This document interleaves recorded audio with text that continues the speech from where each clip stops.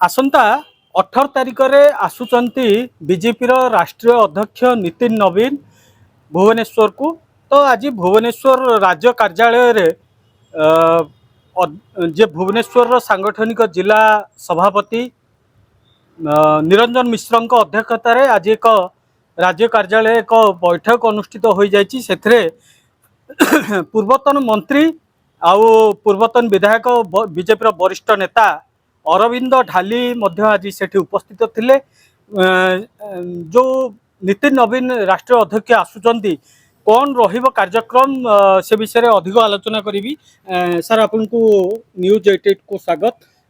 कौन कहिबे जो नितिन नवीन आसुचंती कौन कारण कहीं आसुचंती प्रथम थर भारतीय जनता पार्टी राष्ट्रीय सभापति नितिन नवीन आसुचंती एवं ए समय आमर प्रशिक्षण कार्यक्रम अच्छी 2 दिनिया प्रशिक्षण जिला स्तरीय प्रशिक्षण कार्यक्रम अच्छी से भाग नेबे एवं जिला जो प्रशिक्षण देखिए एवं यहाँ आमर बड़ सौभाग्य ये प्रथम करी निर्वाचित हैला परे से आम ओडिशा को आसुचंती एवं से आज से प्रस्तुति बैठक थिला।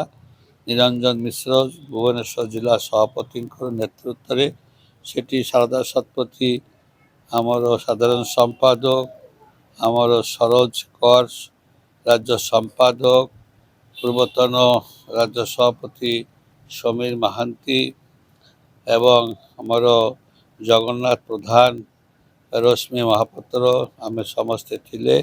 समस्त मंडल सभापति मान को डकाला तांको सहित जो माने समस्त सह माने ये प्रभारी मान को डकाई एवं बहु संख्यक लोक जमीती तांको स्वागत जनइबे एवं तत्सहित प्रशिक्षण को मध्य 100 को 100 जेपरी उपस्थित रही 18-19 दिन प्रशिक्षण हम से समस्त जमीती बहुत संख्यार 217-18 जन हेबे समस्त जमीती उपस्थित रहिबे। सर केवल भुवनेश्वर सांगठनिक जिला भुवनेश्वर सांगठनिक जिलार प्रशिक्षण कार्यक्रम।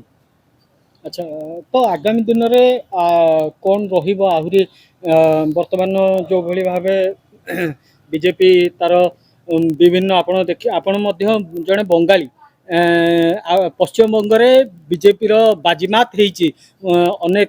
तो केमती देखुचंती जो पश्चिम बंग हो आसाम हो विभिन्न राज्य वर्तमान पुडुचेरी तो आगुरी थिला वर्तमान भी जितिला कौन कहिबा। यशस्वी प्रधानमंत्री सुशासन समग्र भारत जनसाधारण प्रभावित होती समस्ते चाहते परिवर्तन मोदी ग्यारंटी कारण ये जातीय दल एठी यशस्वी प्रधानमंत्री नरेंद्र मोदी जहाँ कहती से कार्यकारी हुए एवं जहाँ जहाँ आवश्यक भारत को विश्वगुरु दरबार बसैवाई ताही से करुछंती एवं 2047 मसीहा श्रेष्ठ भारत हम पृथ्वी रे 1 नंबर राष्ट्र हम एवं सबठू बृहत गणतंत्र राष्ट्र हूँ भारतवर्ष।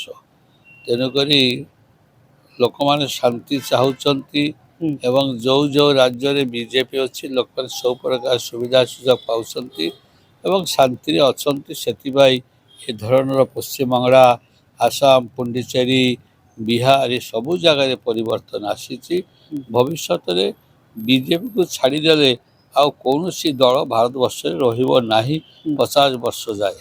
अच्छा जिते बड़े विरोधी कथा उठे विरोधी सब बेले ईवीएम कथा उठाउछन्ती जे ईवीएम जो आज बीजेपी सब राज्य रे जितुची।